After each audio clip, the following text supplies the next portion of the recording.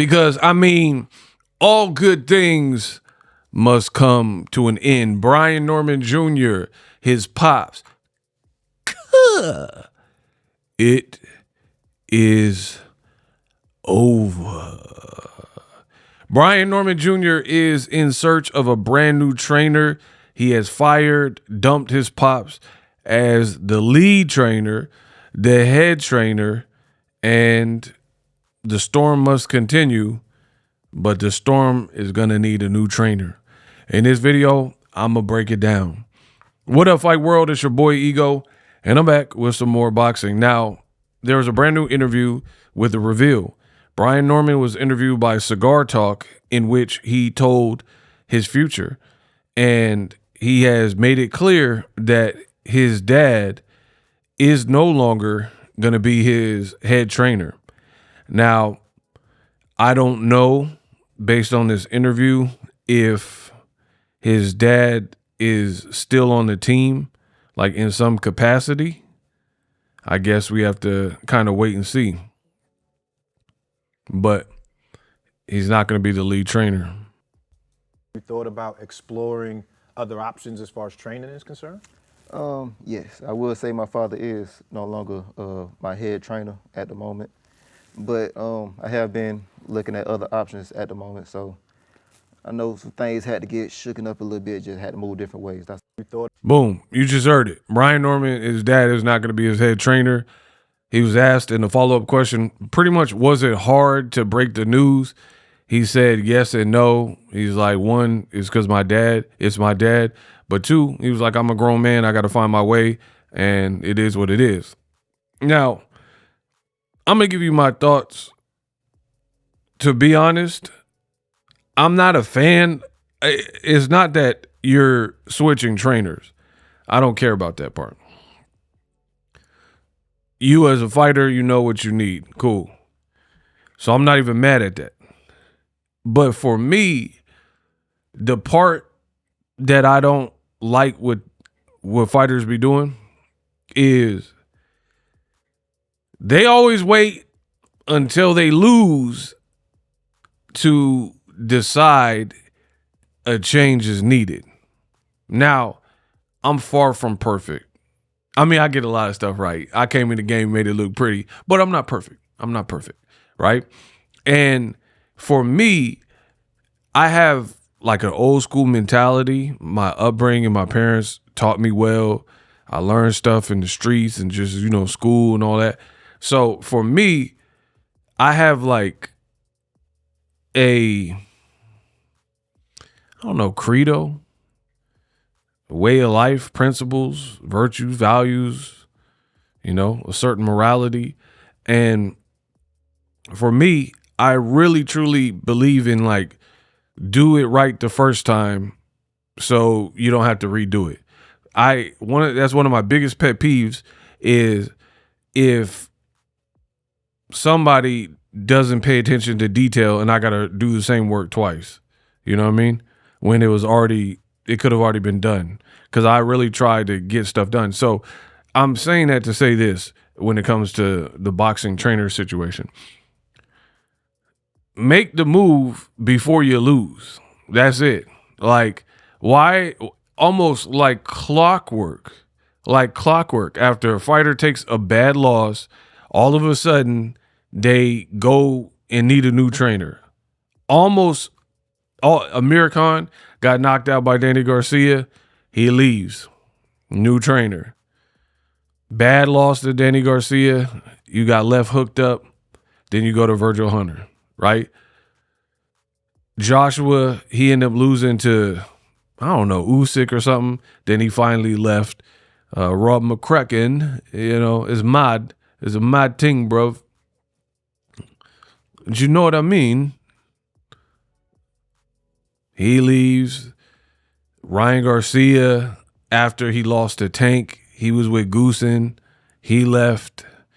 Brian Norman. I mean, this is off the top of the dome, people. I could keep doing it. Deontay the Bronze Bomber Wilder from Tuscaloosa, Alabama. Oh, my God. He loses to Tyson Fury, then gets rid of Breland.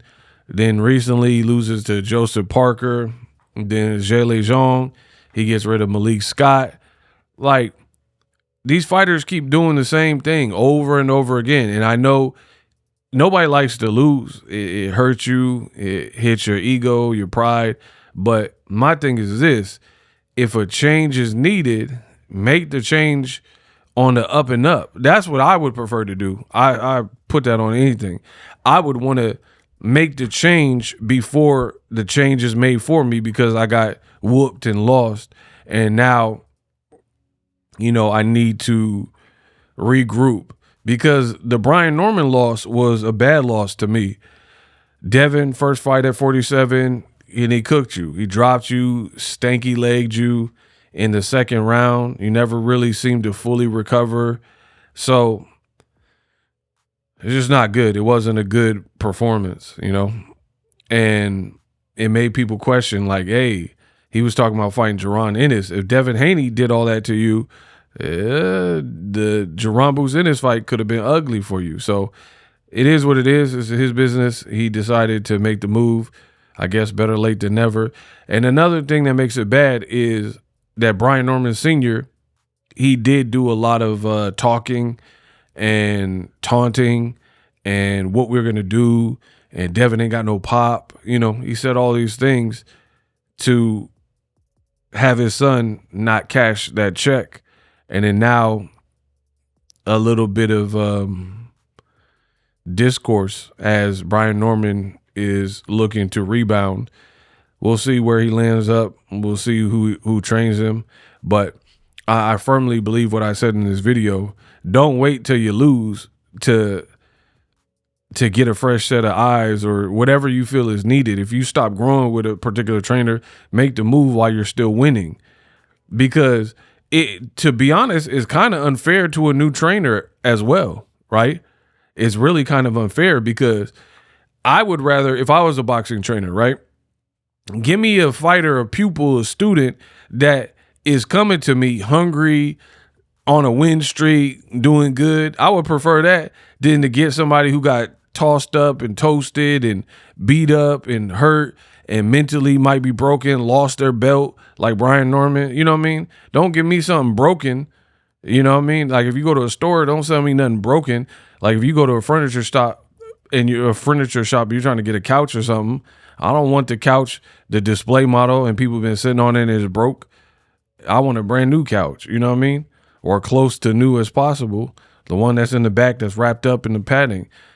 Fighters, you're doing a disservice to yourself, but also to the trainer because now it's a process to get the groove and chemistry right between you and another trainer. You don't just jump up and you guys are clicking all the time. It sometimes takes a couple of fights, and now you don't have the confidence of a champion. You don't have your belt, and you're coming off a bad loss.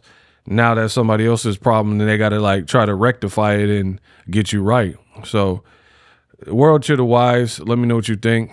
I don't know what's next for Brian Norman, but we'll see. Live streaming can be tough, which is why I use StreamYard. Click the link in the description for StreamYard, which is an awesome tool that enables you to set up your stream with ease of use. Get great results with live streaming. It's what I use. Stream to social media with ease with StreamYard. Live streaming is here to stay. Engage with your audience using StreamYard. Great way to reach out to your audience and connect. So you need a tool that can do that.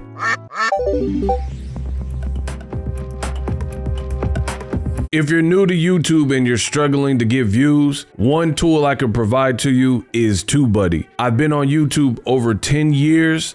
I use TubeBuddy daily to crank out videos just like this one that you're watching.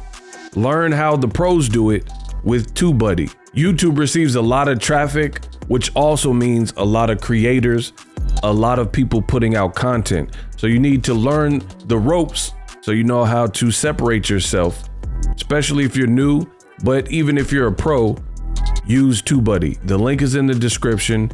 Get more views, more subscribers, and a higher click-through rate so ultimately you can realize all of your online goals. Use my affiliate link in the description and grow your channel fast.